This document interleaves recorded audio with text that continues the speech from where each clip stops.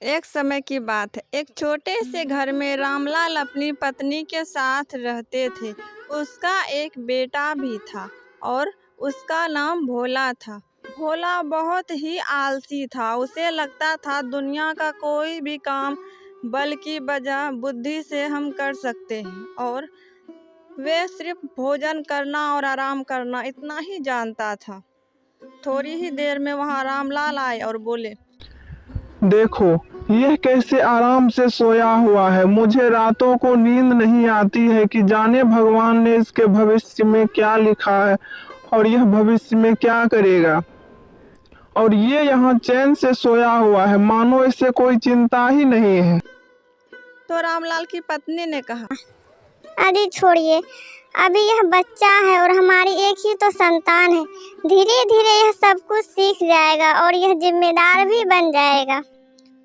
तो रामलाल ने कहा, यह सब तुम्हारा ही किया कराया है, जो तुमने इसे सर पे चढ़ा के रखा है और इसीलिए यह अपनी कोई भी जिम्मेदारी पूरा नहीं करता है। जगता है और कहता है, पिताजी, आप तो हमेशा मुझ पे लगे रहते हैं। आप मुझे चैन से आराम भी करने नहीं देते हैं। पता नहीं आपकी मुझसे क्या दुश्मनी है। जब देखो आप मुझे ताना ही मारते रहते हैं। तो रामलाल ने कहा, बेटा, यही उम्र है, कुछ काम करो, नहीं तो तुम जिंदगी भर पछताओगे। और वैसे भी बिना बल का और प्रयोग किए कोई भी काम नहीं होता है। तुम तो सिर्फ आराम ही करने में रहते हो। ऐसे में तुम्हारे भविष्य का क्या होगा। अब तुम निकल जाओ इस घर से। इस घर में अब वापस तुम तभी आना जब तुम कुछ पैसे कमा लो, नहीं तो इस घर में वापस मत आना। मैं तुम्हारा बोझ उठा उठा कर थक चुका हूँ। भोला ने कहा, पिताजी, बल से बड़ा बुद्धि होता है। मैं यह बात साबित करके ही रहूंगा। मैं अब जा रहा हूँ इस घर से। अब मैं इस घर में तभी आऊंगा जब मैं ढेर सारा पैसा अपनी बुद्धि से कमा लूंगा।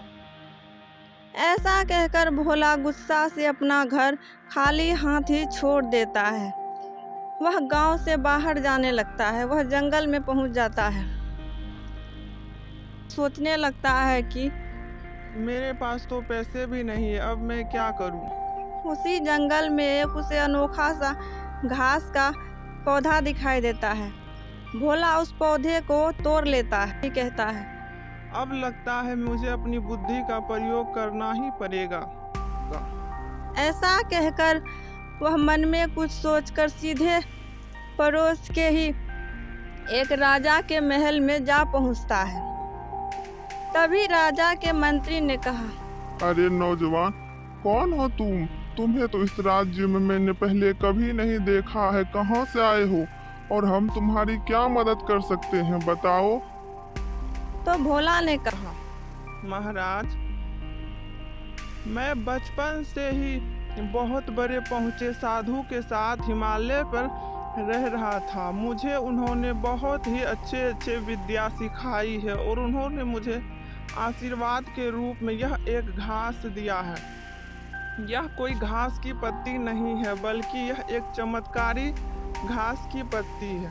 इससे हम अपने पूर्वजों से बात कर सकते हैं और हम अपनी जो भी मन की बातें हैं हम उनसे कह सकते हैं।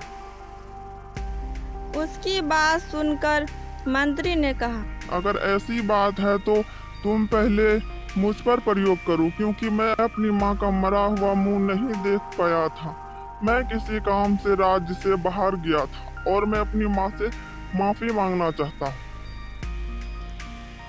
तभी भोला ने कहा, मंत्री जी, पर मेरी एक बात याद रखिए, यह पत्ती तभी काम करेगी जब अगर आप किसी को सच्चे मन से चाहते हैं और उसकी इज्जत करते हैं। यह पत्ती तभी काम करेगा और तभी आपको वह दिखाई देंगे। अगर आप किसी को सच्चे मन से नहीं चाहते हैं तो वह व्यक्ति आपको दिखाई नहीं देंगे। ऐसा कहकर भोला ने उस पत्ती को मंत्री के हाथों में दे दिया। मंत्री के हाथों में जाते ही उसे कुछ भी फर्क नहीं पड़ा। वह सोचने लगा, अरे, इसने तो कहा है कि जो अपने परिवार से प्यार करता है उन्हें ही हम देख सकते हैं। इसका मतलब क्या मैं अपनी माँ से प्यार नहीं करता हूँ? जो मैं उन्हें नहीं देख पा रहा हूँ? अगर मैंने सच बता दिया तो सब मेरा मजाक उड़ाएंगे। ठीक है, मैं झूठ ही बोल देता हूँ। तो मंत्री ने कहा, माँ, मैं आपके दर्शन पाके बहुत खुश हुआ। माँ, मुझे माफ कर दीजिए कि मैं आपको अंतिम दिन नहीं देख पाया हूँ, और मैंने आपसे माफी मांग ली और मुझे कुछ नहीं चाहिए। तो मंत्री ने महाराज से कहा, महाराज, यह पत्ती बहुत ही जादुई है, शक्तिशाली है। मैंने अपनी स्वर्गवासी माँ से माफी मांग ली है। आप भी इसका प्रयोग कर सकते हैं। तो राजा ने कहा, ठीक है नौजवान, मैं भी अपने पूजनीय पिताजी से कुछ कहना चाहता हूँ, और तुम इस पत्ती का प्रयोग मुझ पर करो। तो भोला ने कहा, महाराज, लेकिन आपको यह बात याद है ना कि आप जिसे सच्चे मन से चाहते हैं, पूछते हैं, आप उसे ही देख पाएंगे। अगर आप किसी को सच्चे मन से नहीं चाहते हैं तो आप उसे नहीं देख पाएंगे। ऐसा कहकर भोला ने वह पत्ती राजा के हाथों में दे दी।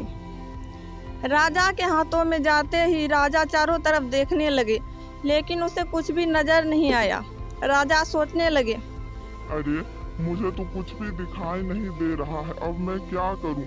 अगर मैंने सबको बता दिया कि मुझे मेरे पिताजी दिखाई नहीं दे रहे हैं, तो वे सब पूरे राज्य में मेरा मजाक उड़ाएंगे। यह बात पूरे राज्य में फैल जाएगी कि मैं अपने पिताजी से सच्चा प्रेम नहीं करता हूं, और इसीलिए मैं उन्हें नहीं देख पा रहा।